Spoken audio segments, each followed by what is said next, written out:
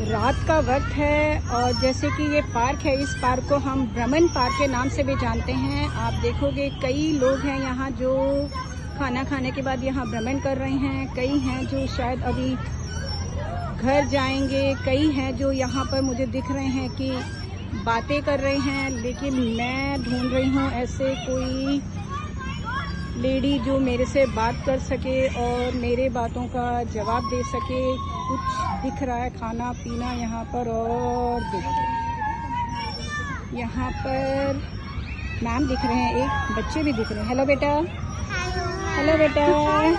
Hello ma'am. Hello ma'am, मेरा नाम अनुपमा है और यूट्यूब में मेरा एक चैनल है, अनुपमा टॉक्स नाम से है मैम।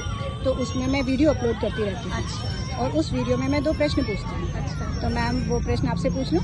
हाँ जी। Oh, thank you very much ma'am. पहले तो अपना नाम बता दीजिए। मेरा नाम हेमा वाधवानी। ओके, तो मैम आप बेसिकली यहीं से बिलोंग करती हो? उदयपुर से बिलोंग करती हूँ, लेकिन अब अच्छा। शादी यहाँ हुई है मेरी, तो अब मैं यहाँ पे सेटल हूँ। अब आप यहाँ पर सेटल हो। हाँ। तो उदयपुर, जिसको हम झीलों की नगरी कहते हैं, हाँ जी। आप उदयपुर में और बीकानेर में अगर हम कंपेयर करें तो क्या फ़र्क नज़र आता है? उदयपुर में मेनली मुझे लगता है क्लाइमेट का बहुत बड़ा एडवांटेज है। वहाँ का क्लाइमेट बहुत ज़्यादा प्लेजेंट है यहाँ के बीकानेर के कंपेयर में। यहाँ जैसे एक्सट्रीम लेवल पे गर्मी, एक्सट्रीम लेवल पे सर्दी रहती है, वहाँ ऐसा नहीं है। वहाँ बहुत प्लेजेंट वेदर रहता है, बारिशें बहुत अच्छी होती है, तो मौसम ठंडा रहता है। चारों तरफ ग्रीनरी है, बहुत ज़्यादा पानी है वहाँ पे, तो वो ठंडक रहती है वहाँ पर। तो मैम आप बीकानेर में कब से हो, कितने साल हो गए? 10 साल हो गए। 10 साल। तो शुरू में आपको बहुत दिक्कत आई होगी क्योंकि हाँ, ये स्टार्टिंग में थोड़ा सा एडजस्ट करना पड़ता है। अब तो सेटल्ड हूँ, तो अब यूज्ड टू हो गई हूँ। हाँ, क्योंकि बीकानेर में हीट स्ट्रोक बहुत ज़्यादा बहुत होता ज़्यादा है। है। ठीक है मैम, कुछ बताइए अपने बारे में कि आपका दिनचर्या क्या होती है और कैसे आपका रूटीन शुरू होता है? वैसे मैं चार्टर्ड अकाउंटेंट हूँ, पर अभी मेरा बच्चा छोटा है, तो अभी मैं घर पे ही हूँ। तो डेली रूटीन तो यही रहता है, बस उठ के फ्रेशन अप होते हैं, पाठ पूजा करते हैं, फिर बच्चों की स्कूलिंग के लिए उनको रेडी करते हैं। चलो, पाठ पूजा से प्रश्न पूछ लिया जाता है। आप मुझे ये बताओ कि आप व्रत रखते हो? हाँ, कभी कभार कुछ। कितना फलदायक होता है ये व्रत रखना? सबका अपना अपना बिलीफ है वो। जो अगर हम आपकी नज़रिया से देखें तो मुझे इसमें बिलीव है। मुझे लगता है वैसे साइंटिफिक तरीके से भी अच्छा है फास्टिंग करना। थोड़ा सा पहले के लोग करते थे तो वो ज़्यादा हेल्दी रहते थे। बाकी मेरे को बिलीव है, तो फिर मैं करती हूँ। 11 और मंडे का फास्टिंग करती हूँ मैं। अच्छा, मतलब ऐसे कहा जाता है ना कि फास्ट रखे तो हमारी मन्नत पूरी होती है। अक्सर मैंने ये सुना है सबको कहते हुए कि हमने फास्ट रखा है। तो वो हर चीज़ विश्वास पे डिपेंड रहती है। आप जिस चीज़ को भी बिलीव करोगे, सच्चे मन से करोगे, तो वो हर चीज़ में उसमें आपको सक्सेस मिलती है। हाँ। चलो, सक्सेस की बात करते हैं, तो बताइए व्हाट इज सक्सेस? आप सक्सेस को कैसे डिफाइन करोगे? बस जो आप चाह रहे हो अपने लिए, जिस तरफ आप कोशिश कर रहे हो, वो आप अपने में इम्प्रूवमेंट देखते रहो। जहाँ आप हो, अपने से डे बाय डे बेटर बनते जाओ।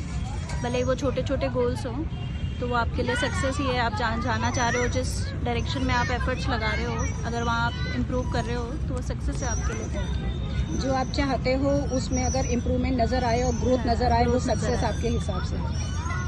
ठीक मैम, मैंने जाना आपसे कि है ना, बेसिकली तो ये जाना कि आप उदयपुर से बिलोंग करते हो, यहाँ पर आपकी शादी हुई है और उसके बाद आप यहाँ रह रहे हो। और सक्सेस की डेफिनेशन आपने हमको बताई, आपके अकॉर्डिंगली सक्सेस क्या होता है वो हमने जाना। और अब आप मुझे ये बता दीजिए, आपकी कोई स्ट्रेंथ बताओ। स्ट्रेंथ मुझे अच्छा लगता है, मैं इंजॉय करती हूँ नई चीज़ें सीखना, अपने आप को अपग्रेड करती रहती हूँ मैं। और मैं गिव अप नहीं करती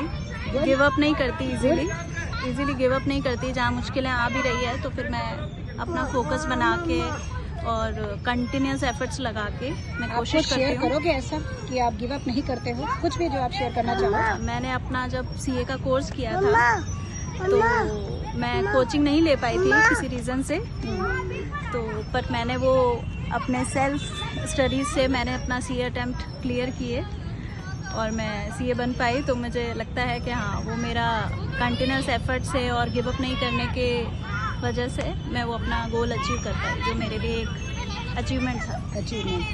तो मैम, अब जब हमने आपकी खूबी पूछी है, तो आप बता दीजिए कमज़ोरी क्या है? कमज़ोरी, वीकनेस मैं ये कहूँगी कि मुझे ना कहना नहीं आता। तो अच्छा। वो मुझे लगता है मुझे कहीं कहीं अपनी बाउंड्रीज सेट करनी चाहिए कि मुझे कब ना कहना है किसी को, जहाँ पे मैं कंफर्टेबल नहीं हूँ या जहाँ मुझे लग रहा है मुझे दिक्कत आती है, तो मुझे ना करना भी सीखना चाहिए। कैसे आप ना नहीं बोल पाती हो?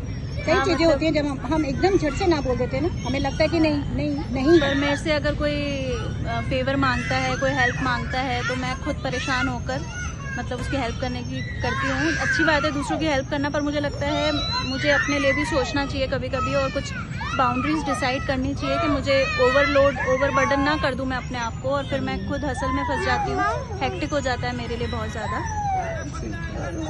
तो इतने सारे में मतलब पूरे दिन में आप इनके लिए भी समय निकाल लेते हो? पढ़ाई सब इनकी ट्यूशन्स है या आप पढ़ाती हो? ट्यूशन्स भी हैं, बड़ी वाली बेटी के ट्यूशन्स है, क्योंकि ये जब मैंने सेकंड टाइम कंसीव किया तो मैंने उसके लिए ट्यूशन्स लगाई थी, ताकि जब मैं इसमें ध्यान हूँ तो उसकी पढ़ाई डिस्टर्ब ना हो। लेकिन ट्यूशन्स पे 1-1.5 घंटा ही पढ़ाई होती है, बाकी पूरा दिन आपको देना ही पड़ता है उसकी पढ़ाई को। तो बच्चे ट्यूशन भी जाते हैं और आप भी पढ़ाते हैं हमारे घर पे? खुद को टाइम देना ही पड़ता है। तो जैसे हम ट्यूशन की बात कर रहे हैं और आप इन्हें पढ़ा भी रहे हो, तो थोड़ा सा ये बता दीजिए कि पहले के जब हम पढ़ा करते थे और जब अब बच्चे पढ़ रहे हैं, दोनों में, क्योंकि आप इन्हें भी पढ़ा रहे हो, आपने खुद भी सीए किया है, तो क्या डिफरेंस नज़र आ रहा है आपने एजुकेशन लेवल की अगर हम बात करते हैं? तो आप जब खुद पढ़ाते हो तो थोड़ा पर्सनल टच ज़्यादा हो जाता है, आप पर्सनली ज़्यादा ध्यान दे पाते हो। ट्यूशन्स पे थोड़ी स्ट्रेंथ ज़्यादा होती है, तो पर्सनल अटेंशन कम होता है। लेकिन ट्यूशन का एक बेनिफिट लगता है मुझे कि अपन घर पे कभी काम में बिजी हो तो बच्चे की पढ़ाई डिस्टर्ब हो जाती है, छूट जाती है। ट्यूशन पे आपकी रेगुलरिटी रहती है बच्चों की पढ़ाई की, कि रेगुलर क्लासेस उसकी चलती रहेंगी, भले घर का शेड्यूल डिस्टर्ब हो रहा हो फैमिली के चक्कर में या किसी भी चक्कर में। जैसे अभी मेरा छोटा बेबी हुआ तो मैं उसको ध्यान नहीं दे पा रही थी, लेकिन उसकी ट्यूशन थी तो उसकी पढ़ाई पे फ़र्क नहीं आया। फिर उसके बाद मुझे जब टाइम मिलता तो भी मैं ले लेती, लेकिन उसकी रेगुलर स्टडीज़ होती रहती थी। नहीं मैम, मैं वो कह रही थी जब आपने सीए खुद किया और अब आप बच्चों को भी पढ़ा रही हो, हम जब पढ़ा करते थे और अब बच्चे पढ़ रहे, इनमें क्या डिफरेंस है? उसमें ये डिफरेंस है कि मतलब पहले हम थोड़ा सेल्फ पढ़ते थे तो उसमें अपनी मेहनत ज़्यादा लगती थी, लेकिन हमारी ऊपर रिस्पॉन्सिबिलिटी रहती थी। पर अभी ये है कि ट्यूशन्स में पहले अब जैसे क्लासेस बड़े ट्यूशन्स आ गए हैं तो उसमें एक्सपर्ट्स की मिल जाती है हमको, टीचिंग नोट्स वगैरह अच्छे मिल जाते हैं हमें, तो वो एक बेनिफिट लगता है मुझे कि हाँ ट्यूशन्स में ये बेनिफिट भी है। ठीक है मैम, हमने आपसे बहुत कुछ जाना। बस लास्ट क्वेश्चन ये बता दीजिए, कैसी ऐसी कौन सी बात है जिसको सोचकर आप बहुत ज़्यादा खुश हो जाती हो?